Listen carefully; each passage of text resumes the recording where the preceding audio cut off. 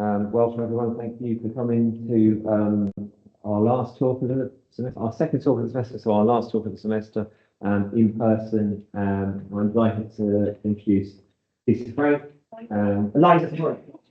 I said that again. No. I apologise. It's been a long week.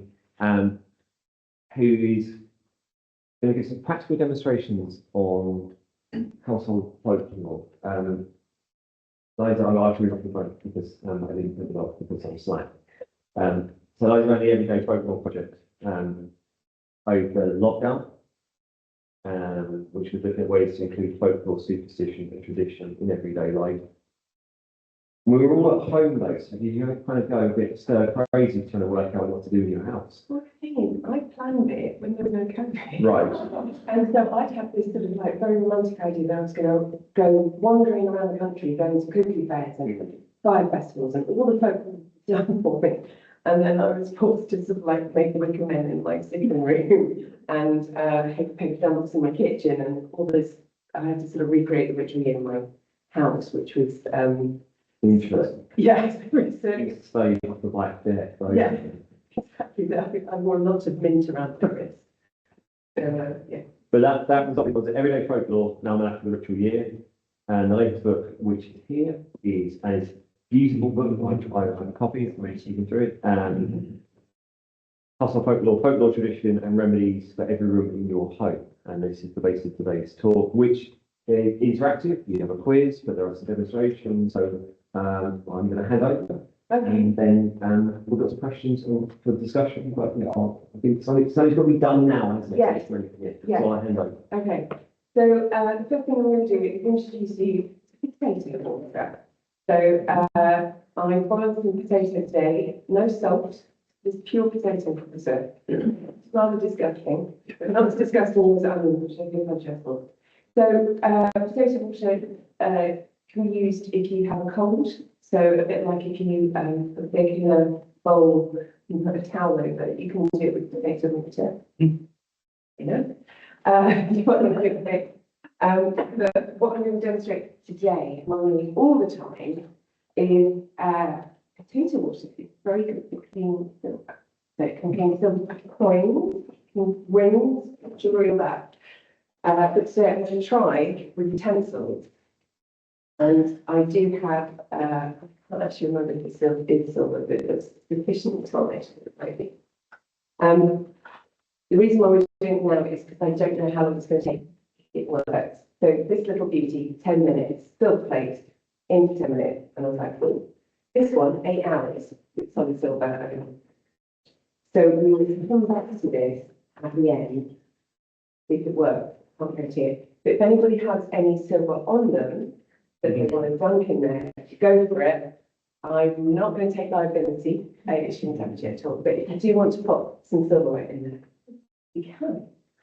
So it's what's the Like how many potatoes do you put in a quarter of your water? I just did it so potatoes.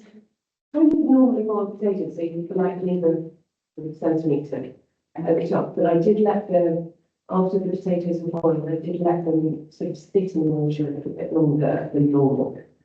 I don't know if they're not that much. I think it's the starch, but I don't want to spoil the magic of folklore magic of potatoes.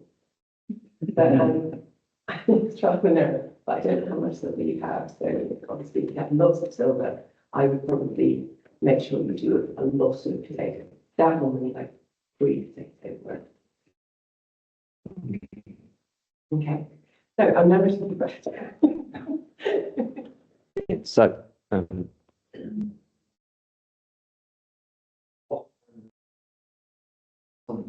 your previous book, Yeah. your lockdown, Yeah. you're going to go out around the countryside on some great folklore discovery. Yeah, I was going to just be a wanderer and go from town to town because the lovely thing about folklore is that it changes. Wherever you go, it changes. So even though there is like the general rule is you don't bring evergreens into coming to Christmas. You don't bring evergreens in until Christmas Eve, and then you get rid of them on Boxing Day. Not Boxing Day, 12th night, which is the 5th of January. depending on whether or not you interpret a day as a night or an evening, that's just important. So just under the carpet with that one. But every town, every family, every region has a different way of doing it. So some might say it's fine, you can bring it in St Lucy's Day, which is the original old longest night, or you can leave them in the candlemat, you can leave them up until candlemat, or you burn them in the fire when you on Shrove Tuesday when you're making pancakes. So it changes. So I knew that if I sort of like wandered around the country, and I was going to wander around the country for a year, I don't actually have that much money, but I knew that wherever I went, I would find a different interpretation of that I was looking. So a fire festival in Edinburgh, they do brilliant fire festivals, would be different from a fire festival in Shetland. They do up Kellyall, which at the end of January, and which would be different from a Buxton Farm fire festival. So I was just, I will let everybody do the folklore for me, and I will just write about it, because that was what I did. Is every single day I would find folklore that was about the day or the date or the month or the season, and I would research it if I hadn't had time to research it before, and then I would take part in it, and then I would write it up. So trying to keep myself true, and I had a blog and I would write it up every day on the blog. Quite quickly, good luck when I got September work. Oh my anymore. Push done. And I've completely lost my train of thought. So the bottom up is that you couldn't go I couldn't go up. So I had to really think about what was available to me and things that were available to me. Hedges, hedgerows, siding, railway sidings, I live near a railway line. And so a lot of the folklore that I did became very plant-based. So when the lavender came out, I was going, what can I do with the lavender? And I made these amazing lavender ones. And I made them over Zoom with a friend of mine in Australia. Because, you know, she was locked down as well, but she also had lavender brain. So we made these wonderful lavender ones, because lavender is very good for insomnia. Obviously, it was nice during AEA. So I was trying to be thorough, you know, doing that sort of thing. And on May Day, I made a wicker man, and obviously I couldn't make a huge wicker man because time constraints, a small flat. So I went very quickly to got a toilet roll and some googly eyes and started with a briquette from a barbecue so I could set it on fire, wrapped it with string, gave it some arms, and then took it downstairs. Sorry, I'm just coming up bronchitis. I took it downstairs and then set fire to it in a roasting tin. And that was my record. So where did the knowledge, so having had to change the project, Yeah. where did your knowledge of folklore come from? So I was very much standing on the shoulders of other giants, not other giants, giants. I have a lot of books. So a lot of people have written about the Metro Bill. So Steve Rand is a fantastic folklorist. There was a very funny folklore book by two guys who completely wrong him, which is really not very good. But William Hone, who's a satirist, I want to say 18th century satirist, something like that, satirist. He did this thing called the Everyday Table Book, where he wrote about what would happen, and a lot of it was London-based. So if you ever want to know about Bartholomew Fair, it's pages and pages of weird things that used to happen. I think it's around Spitalfields. But every day he would sort of like do a letter or what had happened, and there's also a floral fiction. So if you ever want to know what flower day it is, it's all on Project Gutenberg, so you can just think about it. Absolutely fascinating. And then there were things like the candle, which was, oh gosh, I think that was written in 16 something, and absolutely bonkers. It was fantastic. It would give the characteristics of the star sign, and I can't remember any of it. It's things like Gemini, it can't be trusted. Scorpio men go to the trap. It was just, and again, somebody who just observed and had decided that they were going to write it down. So I was looking at all these almanacs, and there's the Farmer's Almanac, which is the American online, which is very detailed. That you get, and there are all sorts of things that you can just observe. So there are lots of weather law. You can just sit and look out the window, and you go, oh, okay, so it's sunny today, so that means the next month's going to be sunny. Or there was one point where I did go out of gale because I was trying to figure out where the wind was coming from, because apparently the wind came from the southwest. That day it was going to be fine the next February. So, yeah, so and I looked at a lot of archives as well. Wonderful archive, and I'm going to pronounce it incorrectly. I do apologise for that. Ducasse or Duchess, and it's a wonderful archive where they've got children to write the folklore that they remember that's being passed on from there. It's the Irish one that's being passed on from their families, and it's just observing what's been going on around it. So it's fabulous. You sort of like type in goat, and you will get all these amazing stories and parts of folklore. That's the one where they've got the old school books as well, isn't it? Yeah. Yeah, so you get interesting to hear about what the education system. Oh, yes. You can throw up some of the, it's local oddities as well. I would, the family history is also quite a political history, and find something you couldn't find anywhere else. In Yeah. the sense that it doesn't exist anymore, and so it's been lost to literary memory. Culture, just there was a kind of oral which was just recorded in school. Yeah, and it's absolutely fascinating because it's, again, something that in County Meath, they would do it one way, but you go one county over and it's completely. But each person will describe it, that is exactly how it should be. And that's actually one of the things that I've had to really come to terms with, is that I'm never going to get it right. Because, I'm desperate to find the truth, I'm desperate to write the most correct version. Never going to happen. Because we do have this, everything shifts and everything changes, but people sort of shift and change with it, and sometimes they don't even realise they're doing it. So with some of the dancing that goes with some of the glory, they go, oh, we've been doing this since the 14th century. Yeah, we've really been doing it since the 14th century, because in the 14th century they didn't have mobile phones to arrange rehearsals. Didn't have tarmac on the roads, and you couldn't fly to rehearsals. You didn't have lots of people looking and recording. So yes, it can be a tradition that's gone on for centuries. Yeah, it's changed and it has shifted. So these archives are incredibly important because they do preserve. It's a snapshot in time, but it does preserve what was going on at the time. I'm examining the thesis in the Hertfordshire last month, and it was on.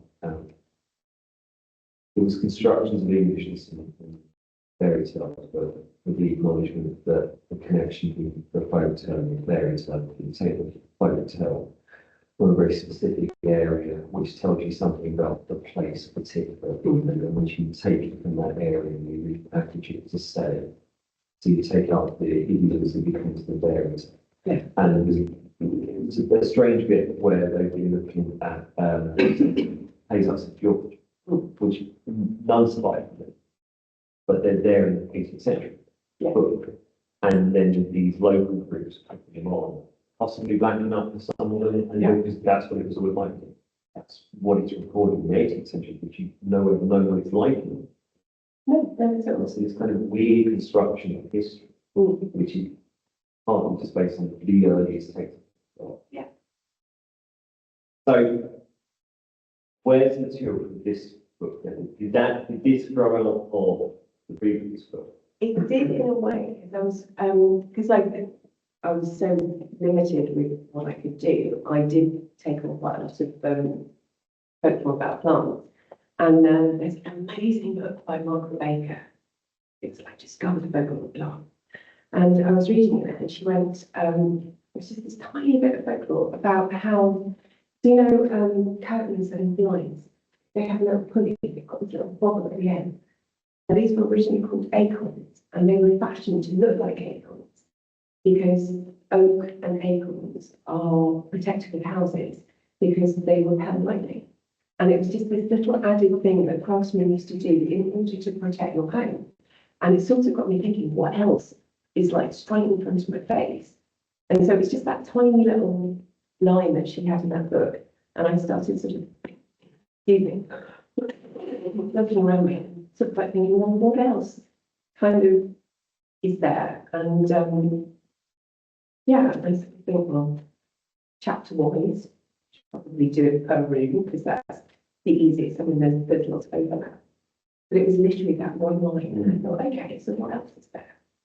And that sort of segues slightly into the part that I have here. So most people have some sort of plants in their kitchen, and they have a little secret history or secret folklore. So this is time, and sorry, I do apologise. It's probably the most I've spoken in about 3 weeks. So time has a reputation. So I'm going to have to refer to it because I am quite curious. So time has a reputation for fostering courage and bravery. So ancient Roman soldiers used to put a sprig in their armour or whatever they were wearing to battle. They used to bathe in baths that was knitted with time because it was said to really foster confidence. But also very good at boosting libido. So if you're feeling a little, little bad, that's a good word, you can put a sprig in your hair, I've got here, and if you, again, if you put it in a bath, but this is only with boil time, if you put it in a bath, apparently it makes it irresistible. So, got a night in, you might want to just put a little bit of time. But one of the really interesting things I think about time is its relationship with fairies. So it's said that fairies like to live in time. So it could be this sort of time, it could be the time they find in the fields. So if you're ever going fairy hunting, what you want to do is you want to stake out a tiny bush, fuchsia bushes as well, but thyme is very good for finding fairies. Downside about this is also that apparently the souls of murdered men also like to just have a little relax in the time as well. So dill. I was hoping someone was going to have some hiccups. Apparently, if you smell dill, well, you have hiccups go. So I actually used dill during the Remedies project because it's also supposed to repel evil. And I still have got some very withered, it's quite weird later, some very withered dill above my threshold, above my front door. Because if you put it above the front door, it's kind of potentially repelling any evil that wants to come in. It's quite a handsome welcome. It increases libido as well. Excellent. Very good. Next one is parsley. I was very pleased because I actually managed to grow parsley because apparently in order to grow parsley, you have to be a witch or a rogue. I haven't quite said that on my hand. But you're only supposed to be able to grow parsley if you're one of those two things. And you're only supposed to plant it on Good Friday. And some people say you have to plant it between midday and 3 o'clock. Or you can just plant it any time on Good Friday because the devil likes to meddle with parsley and meddle with anybody that grows parsley. One of the reasons that it said that it takes so long to sprout is because it goes down to visit the devil. And it depends on where you are. So I think Sussex, it goes down about 9 times, but other places it's 7 times and 5 times. It just really depends where you are. One of my favourite things about it, in ancient Greece, they associated parsley with death. And there's a little Greek myth which I cannot pronounce any of the names, so I'm not going to go there. But they used parsley for funereal rites. And they said that anybody that looked like they were about to die, go, oh, they're in need of a bit of parsley. It's sort of like the little idiom for they're about to die. But they would also put it on their plates because they felt that if anybody, they believed that if anyone was trying to poison their food, put a little sprig of parsley, could be where all the garnish comes from, put a little parsley on your plate. That would get rid of any evil that was lurking. So it's always quite good to have some herbs or windsor, basically because they like to repel evil. So basil, if you have some basil, evil and basil allegedly cannot be in the same place. So if you have lots of basil in the windsor, say goodbye. Rosemary doesn't like ghosts. So if you have a ghost problem, with some rosemary around. So yeah, oh, basil also very good. If you've had an argument and you and your partner are just still a bit raging at each other, apparently if you snip some basil, it calms everything down, so you can, you know, have less conversation. And it helps with trapped wind as well. So basil, I think, is quite a good one. I just didn't have any basil to bring. I did, but I sort of Plants, it's interesting. If I went to Fishbourne Roman Palace and where they've got the garden there, and the information boards really very detailed about and various prominent stories regarding these plants. And some of it clearly like rubbish, but some of it is accurate, isn't it? It's something like a herb that's good for digestion. oh, absolutely. So I think I can say this Culpeper or his work on herbs and plants in the 16th century. Yeah, he looks back to these classical sources and but then some of there's a practical use of the plants. And Yeah. so how far we see that across the board, but some of these things you get mad. There's some of the things there's the kind of the practical reality of these things Yeah. folded into this mystical. Yeah, and I think there probably was a time when, you know, if you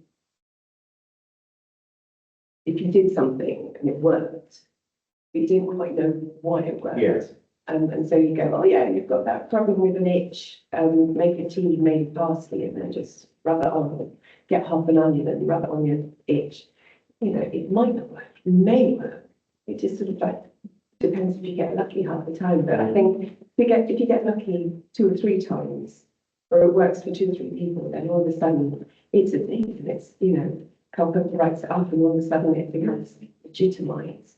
I mean, Pliny wrote some pretty bonkers things. If you get a chance to read History in the Diet, the Natural History, it is full of absolutely bonkers remedies.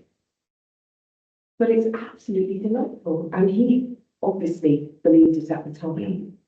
And obviously had done terrible things to sea turtles and river turtles in order to get his answer. But, you know, things change, I suppose. But it's the legitimising that, because then as soon as it's legitimised and written down, I can come along and go, oh, okay, so this is what this happens, and I write it, and then somebody else reads it and goes, oh, okay, this is what happened. Interesting. I suppose it's because it becomes kind of science that these plants have these problems and therefore they can do this, but you don't know it at the time, but enough people do, and then it becomes scientific fact. Yeah, I was going to have it earlier. So potatoes, it was love potato. Usually, if you rub potato on something, it's cured. But one of the newer things is if you cut a potato in half, and the night before you know that it's going to be a really bad frost, if you put it all over your windscreen, it'll stop the frost from forming. So you can go out straight away and that'll be nice and warm.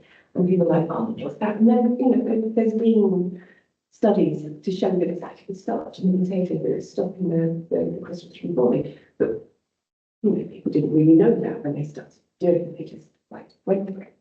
There's another lovely one about spider.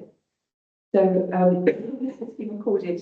There's a guy called Dr. Forster, and I can't remember the date, but he recorded that spiders love music of the mandolin and the lute and the bagpipe. And he recorded this, and it was a thing. And then I think the PhD student took it up about 3 or 4 years ago and found that they didn't, in fact, really, the spiders do really enjoy classical music. And they will come down from their webs and they will listen.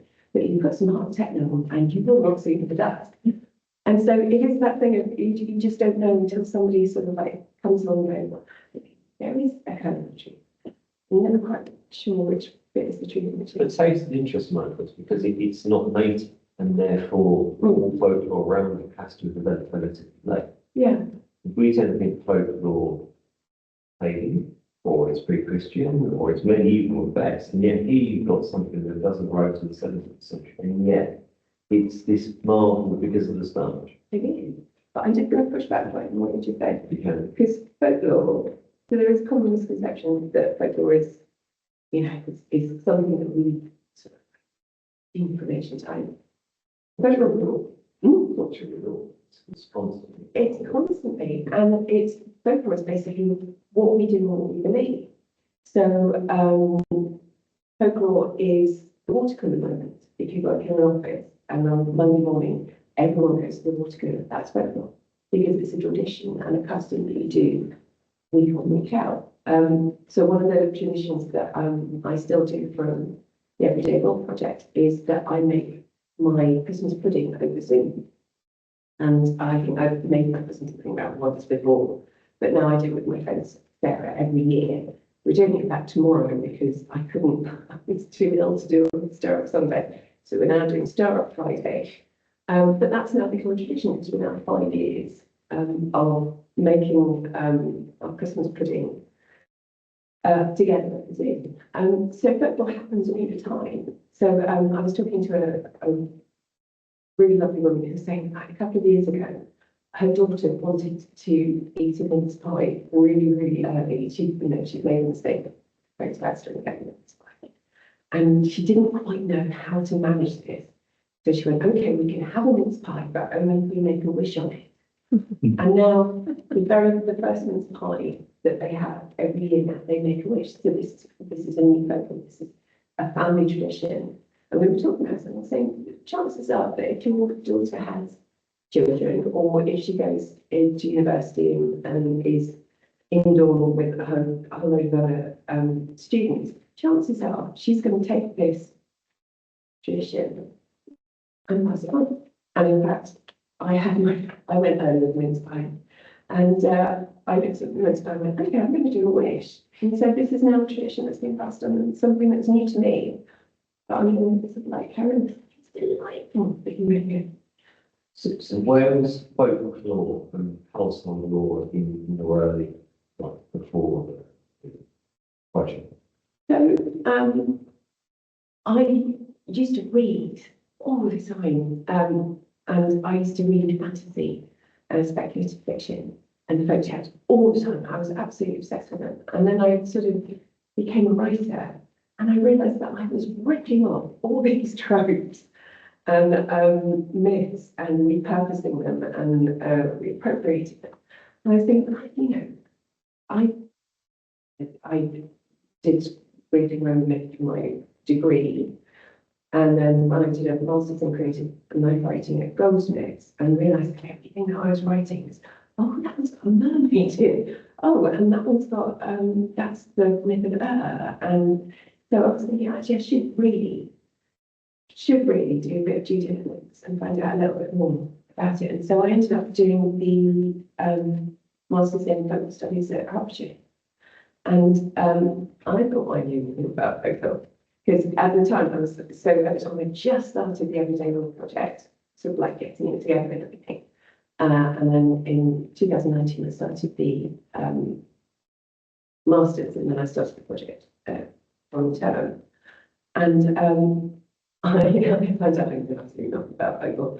I knew about folklore tropes and the storytelling, but actually I knew very little about academic folklore. It's absolutely fascinating. So this folklore is called William Bascom in the 1950s. Wrote an article for the American Journal of Folklore about the 4 functions of folklore, and they are still appropriate today. So the 4 functions of folklore: education, amusement, validation, social norms, and social control. And if you think about it, if you look at folk tales and fairy tales, a lot of that was reinforcing behaviour. And the, take Red Riding Hood, girls should not talk to boys. Boys will always be after death.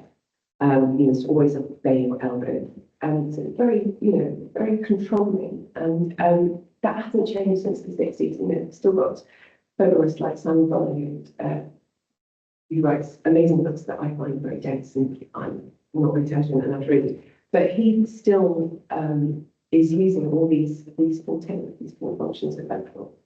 And so it's weird because I have this, I do folklore, I absolutely do folklore. I did folklore for this entire year. I've done a lot of folklore in here. None of them are really folklore, which is like say.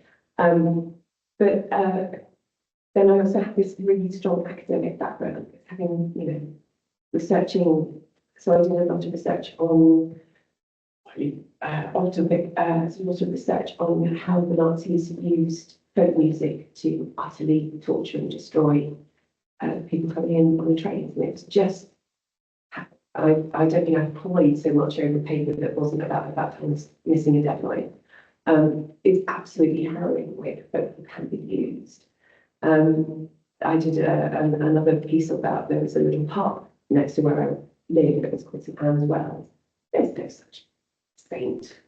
It was all, it came from this little well, this little spring that was supposed to be very good for sheep and then a libido. So I did all sorts of things. So I was sort of coming at it from all sorts of angles, the academic angle, and the fact that I love folklore and I love trying to this. Oh, it's it's like and we have the friend that I do the Christmas pudding with. We like to do this thing called folklore science. So we do things like this and find a spring behind my head when I am going to fill out and just things like that, because I find it all absolutely delightful. But I have the academic and the literature thing as well. So sometimes it can get a bit glamorous in my head. But otherwise, It's Kerry Hall, it's just published that book on quote. yeah, never mind you good. Very good. Another tip there, not to take the shine from here, but it's interesting.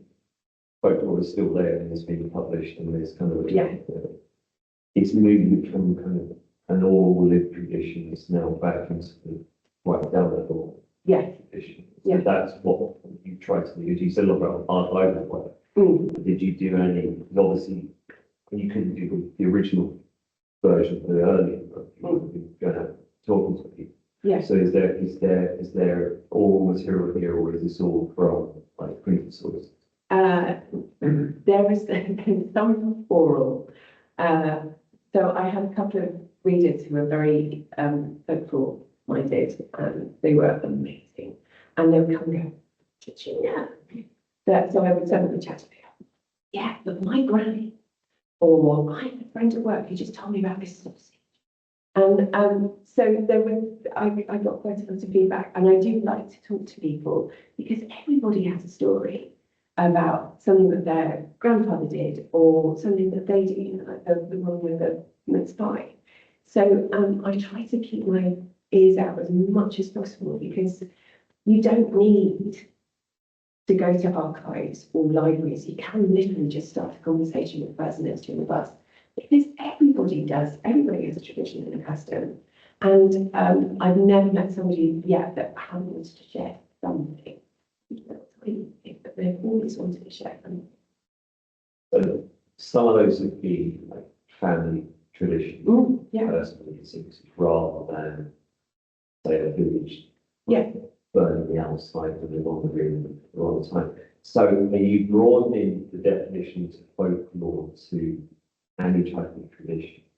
Well, that's exactly what it is. It is what we believe and what we do, and it's what we do repeatedly. So it could be something that I do. So, for example, the winner of the quiz will go to Terry's shop behind. And that's because every Christmas, my father's best friend, whose name was Terry, used to give me a chocolate orange. And I've ripped this from somebody else, and I can't remember who it is, so I can't attribute it, but it is a dialect. Folklore is a dialect.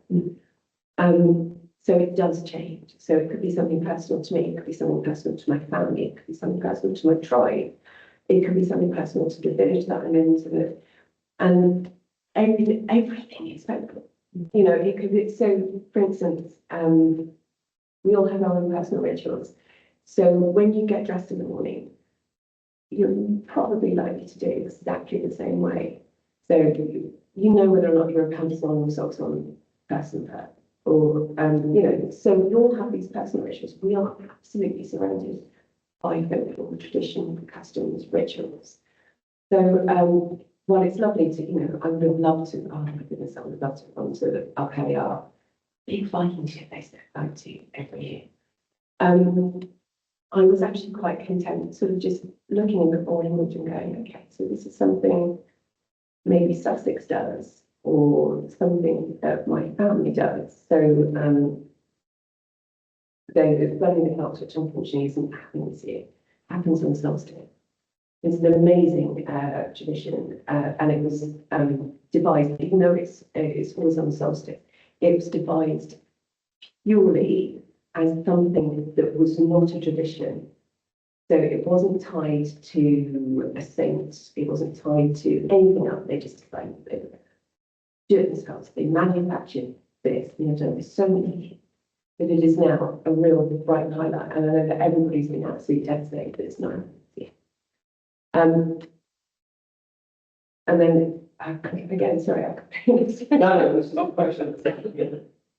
No, I think we should between taking an academic study of folklore as opposed to a more personal understanding of a family tradition or a personal tradition, and like the extent to which you can then extend the understanding of folklore into what you do in your house, and I suppose that's a way you get sense often that folklore can be quite intimate.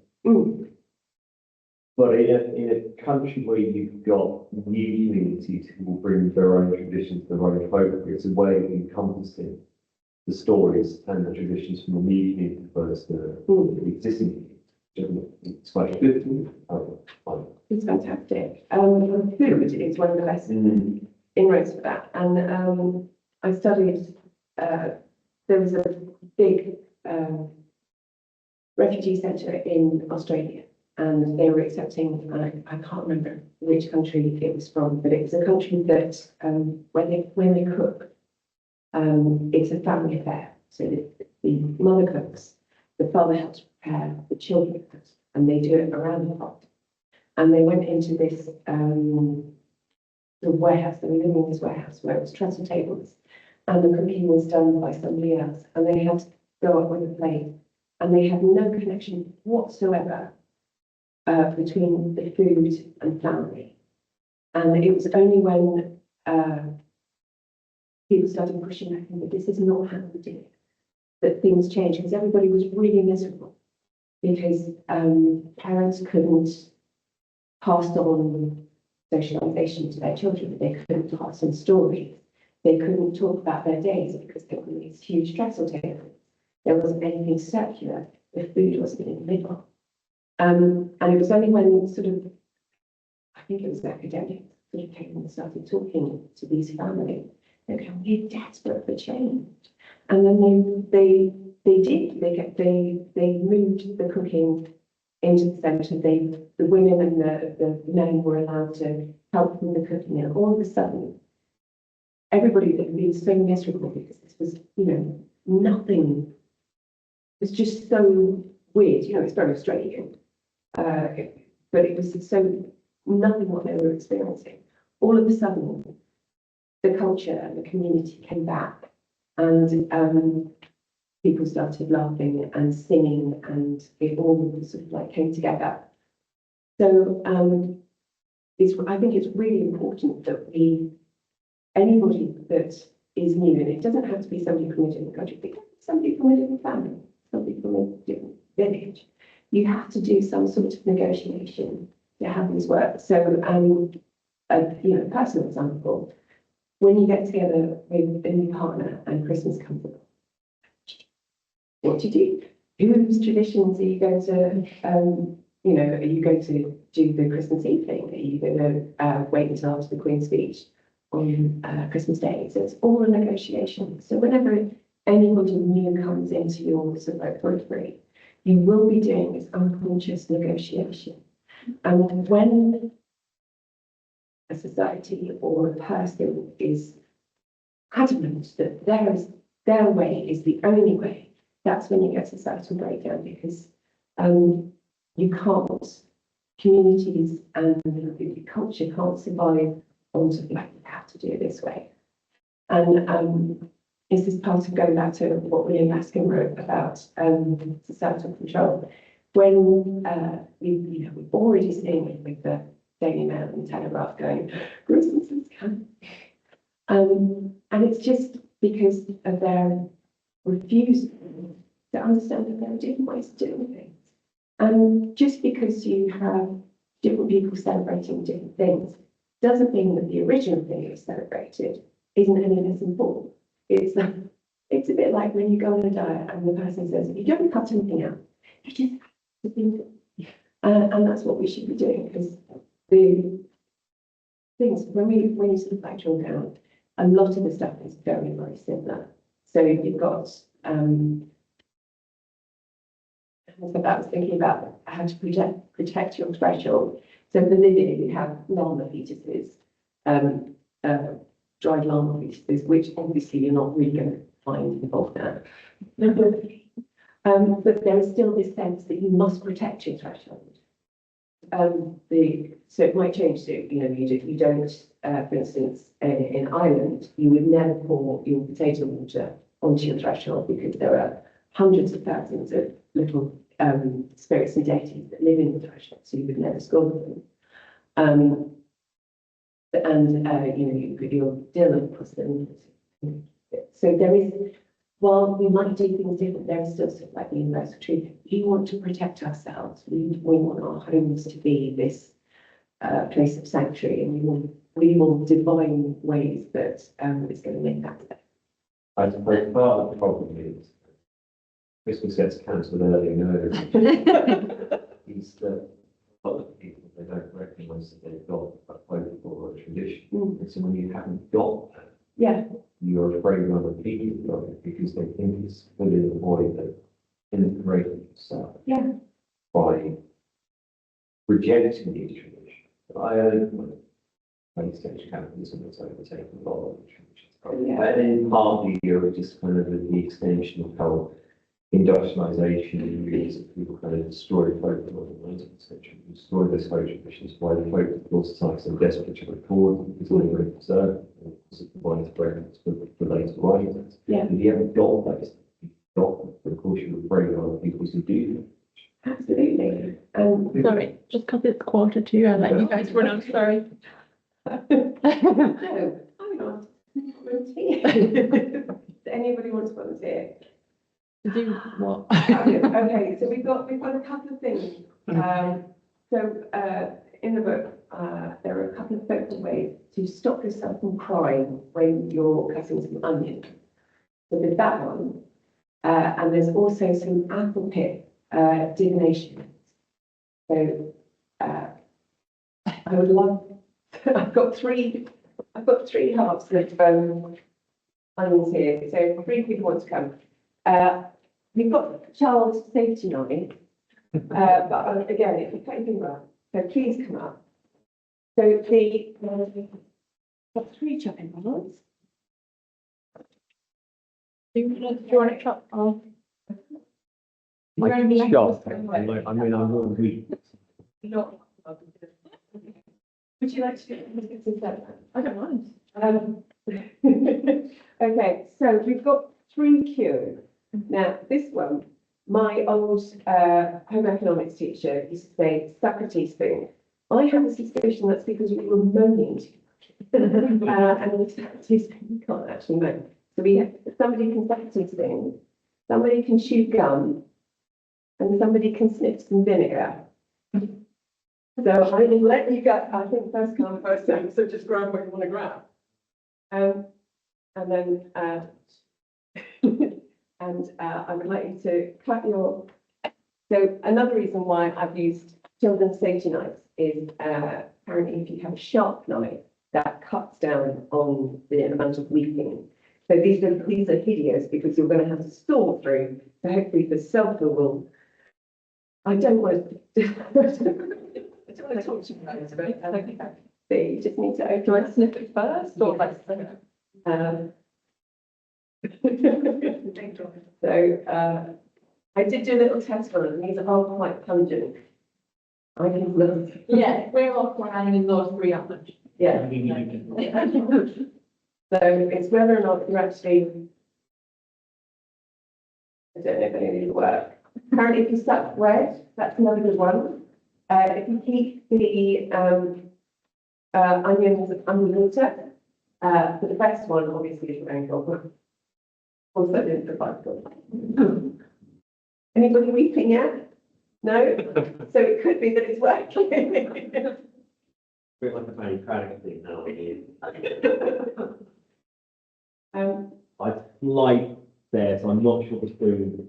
So It's better than usual, I think, because you don't be drinking by mouth.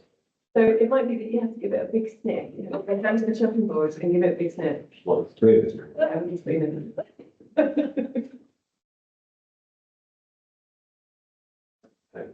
Yeah, it's better than usual, so. Yeah, usually it's So my economic teacher was actually chopping. yeah. I got nothing. You got nothing? Oh, so we might have winners. Just to say that, onions are genetically bred now to not make you weep, but I was hoping that these would be strong enough. No, So- I can smell that. Yeah, that's not what usually makes me Yeah. like, I'm not right. Yeah. That's great. Okay, so then you've got wins. You've got 3 wins there. You've got the teaspoon, you've got smelling vinegar. I've just used white vinegar because white vinegar is usually what comes up in total for cleaning stuff. And yeah, brilliant. Thank you very much. And then you would like to do the why not? Okay, so now this is something that usually happens on Halloween, but one of the reasons Halloween is really good for divinations is because it says that it's one of those times in the year where the other worlds rub up against that one, and which makes divination much easier to do.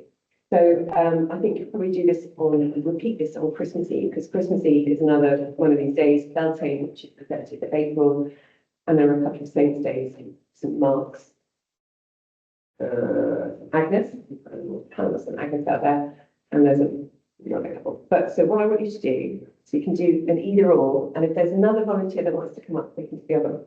So if you've got 3 crushes, you name each pip, and then you lick them and you stick them on your forehead.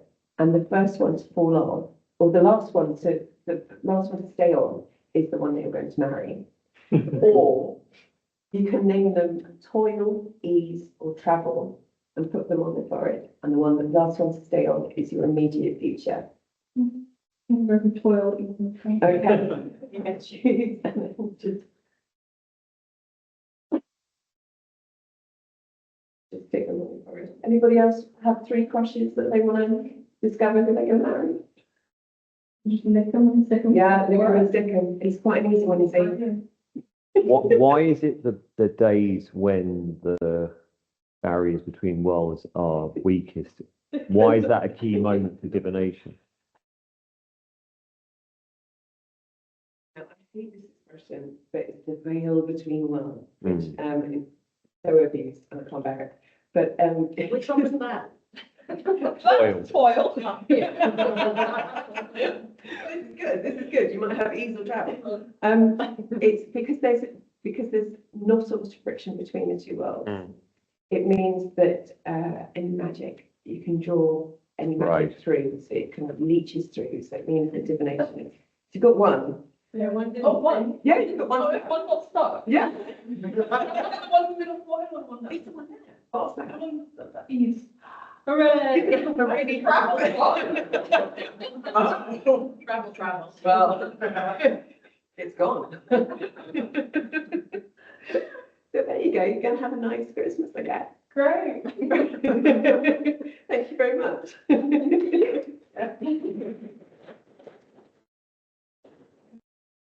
And so, have we got time for the quiz? We have one for the quiz? Excellent.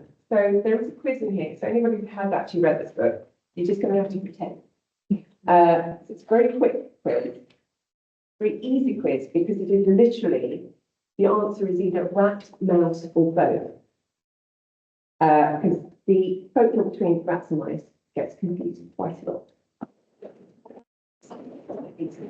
Mouse, sometimes it's about a rat, sometimes it's about a bear. Okay, so question number one.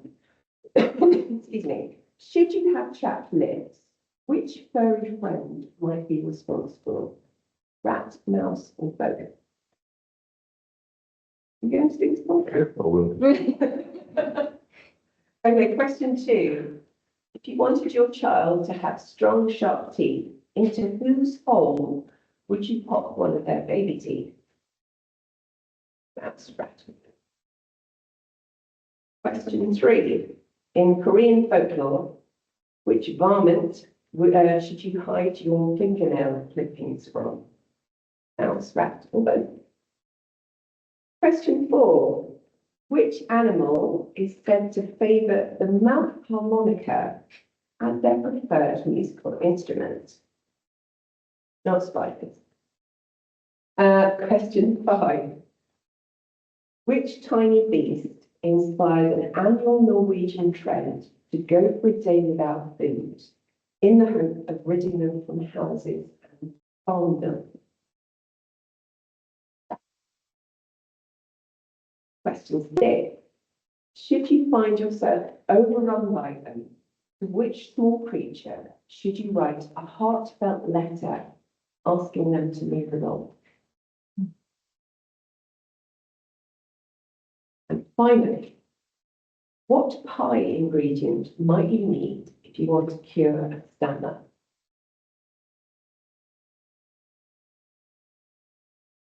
Now, I don't know how you want to mark this. You can swap papers or you can just do it on the honest. And if there's a tie, I do have a tie break question. Okay, so question one. Right, the question one was, should you have chapped lips, which furry friend might be responsible? And the answer to that is mouse. In Irish folklore, should you suffer from chapped lips, it's because a mouse might be weeing on them. Pleasant. Question two, if you wanted your child to have strong, sharp teeth, into whose hole would you pop one of their baby teeth? And the answer to that is both.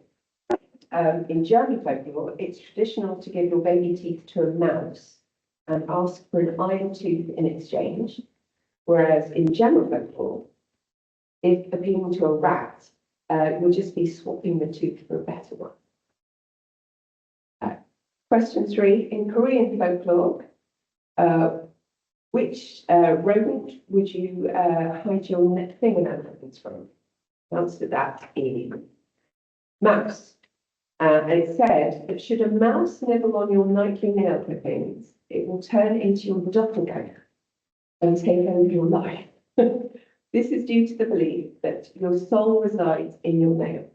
And if you want to avoid such a fate, you're advised to wrap your clippings up and dispose of them securely. Now, there's a lot in chapter 3 about disposing of them. However, if you've already been careless and a rodent in disguise is swanning around being reviewed, you just need to set a cat down in front of them, and the mouse will scare itself back into its own shape. So, all is not lost. You just need a cat. Question 4. Which animal is said to favour the mouth harmonica as their preferred musical instrument? And that is a rat. So, according to his 1890 book, all about ferrets and rats, a complete history of ferrets, rats, and rat extermination from personal experience and study, Adolf Isaacson asserts that rats love a bit of gentle harmonica music and are known to cry to sad ballad. He also states that they, the rat and the harmonica, taste like roast partridge. Which is really deeply upsetting. Question 5. Which tiny beast inspired an annual Norwegian trend to go for a day without food in the hope of ridding them from house and farm living? That is both. It was believed that a yearly one-day fast would get rid of all vermin. However, should you prefer to be eating, you could always scatter caper spurge, which is a plant, around your basement instead, or wherever you've got the rodent problem. And question 7. Oh no, we're on question 6, sorry. Should you find yourself overrun by them, to which small creature should you write a heartfelt letter asking them to move along? And that is a rat. So this is folklore from both sides of the Atlantic. What you need to do is write a strongly worded letter asking the rat to leave, and this was said to do the trick. In order for the letter to be more persuasive, you could also put suggestions on where they might pitch up next. It's very handy if you don't love them. Then finally, what pie ingredient might you need if you wanted to cure a stammer? And that is a mouse. But it's said to only cure children when eating. But should you have toothache, you can rub a dead mouse on your cheek. So how do we do? Rat knows about. Anybody get full house? Anybody get 6? Right. Can we get you?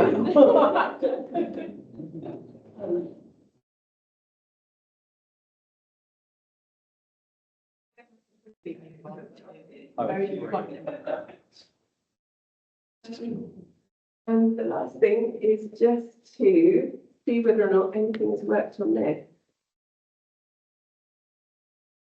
Oh, that's much shinier. I think it's probably going to need some more time for that. If you look at, obviously you can come on later. This is a bit more tarnished. This is much nicer.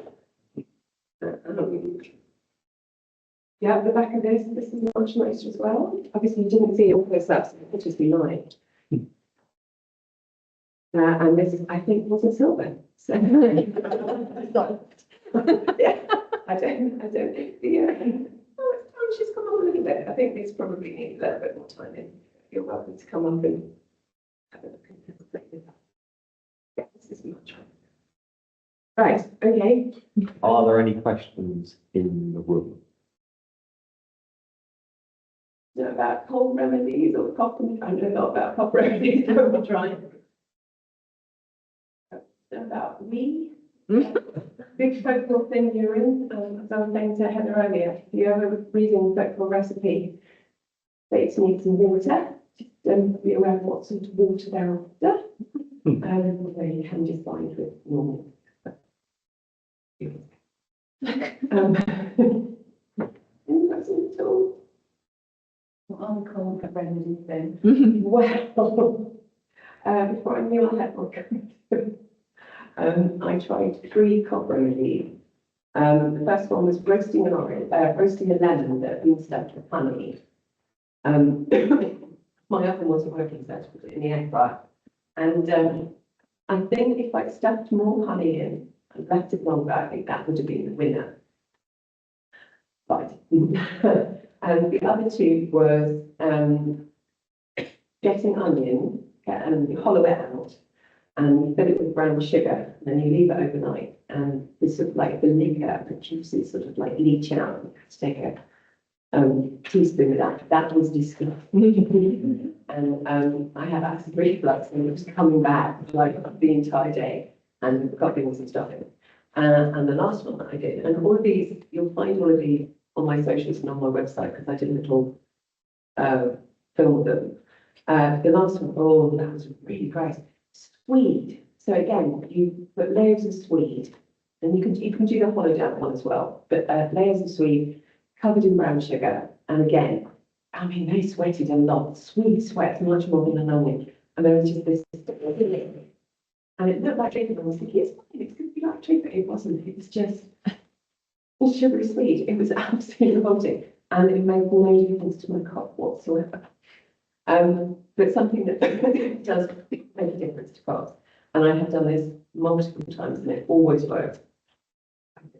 But I'm not the person anything to you guys. I'm well past that now.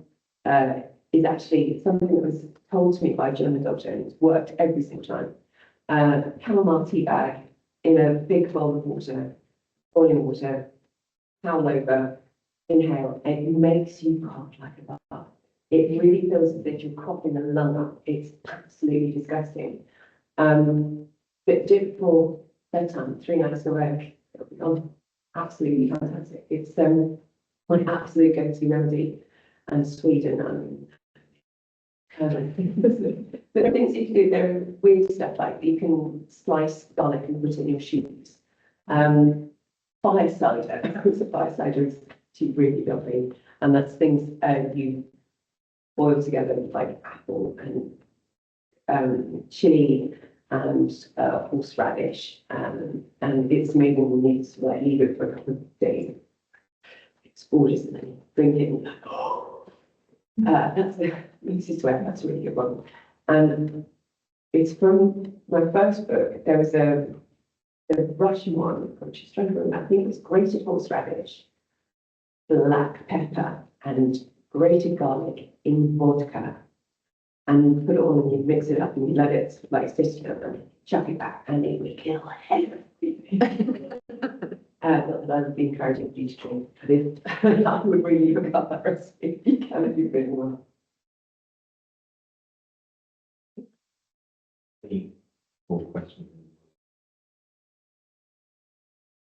See about your opening discussion when you bring everybody's into the house for Christmas and when to take them out again. Yeah. And it's interesting that the dates when you should take your Christmas decoration. Mm. And that's clearly into that tradition. The Epiphany, which is Women's Christmas in Ireland. Oh, okay. Yeah. They all Candlemas rather than taken. Yeah, which is the second of February. Yeah. Not to leave not possibly. Or, yeah. But the evergreens, you can trace that, can actually be traced back. There is evidence of that in ancient Egypt and ancient Rome, actually. And originally, Saturnalia, which is on the 17th, originally was a one-day festival, and they would bring the evergreen. And then the Romans loved a party, and so it extended to Christmas, what we know now. So Christmas sort of really did sort of like redefine Saturnalia. But one of their big things was bringing greenery into their homes. And it wasn't just sort of like the evergreen thing, bay. If you don't have room for a Christmas tree, bring bay in, because bay was very much associated with success in ancient Rome. So you could just add a little pot of bay, really dry bay. But we also got traditions from them. So during Saturnalia, people were given time of work, people were given presents, brought the greenery in. And so we actually sort of incorporated quite a lot of that into our Christmas tradition. But I was quite surprised about the burning it on Shrove Tuesday, because I hadn't heard that one, and I had to do some research because I've got some Christmas things coming up. But I've never heard that. I knew about candle. See, if you leave even one needle behind, it's going to turn into an inn and just make life hell. So you really do have to get rid of it. But there are also, some people say you've got to burn it. Some people say that you just got to take it out. Some people, you've got to replant it. So it really does depend where you're from and who have this particular tradition. You take candles in the window in Ireland or small ones to the seats, but cheaper than say that candle. Really? I love that. So was that big and fixed to do with St. Nicholas? It was a gift. So, Oh, sorry, I was thinking of that yeah. used to be small Christmas pennies Ah, yes, rather than going the other way into December. So yeah, no, okay. I used to Yeah. the 80s, that's a change. I didn't know about that window, because traditionally candles and windows are about guiding souls, so you definitely do that on All Souls Day, yes, which is the 2nd of November. And if anybody dies, you put a candle by the window so it can guide their soul. Also, if anybody dies, you just open the window so that it's not really. I didn't know that about the potato. I'm going to try that one. This is a very You've got a wall, just grab it on the wall, so that you do with the potato. I used to put the candle in the window on the night of the 5th or the 6th of January, and you use the potato as the hole, so you hollow up with it. So, I don't know why I was watching it. I just struck this in mind. You know, to get cheap as well. The roast potato in the kettle. I'm going to insist that we try and sell books now. Yeah. 10/7. If there's no more questions, no more things to do with potatoes, we've got Liza for fascinating tour and top tips to stop crying when you're shopping. And the book is available here. The book is lovely. Cheap. An ideal Christmas present. Sorry. Sorry. Thank you.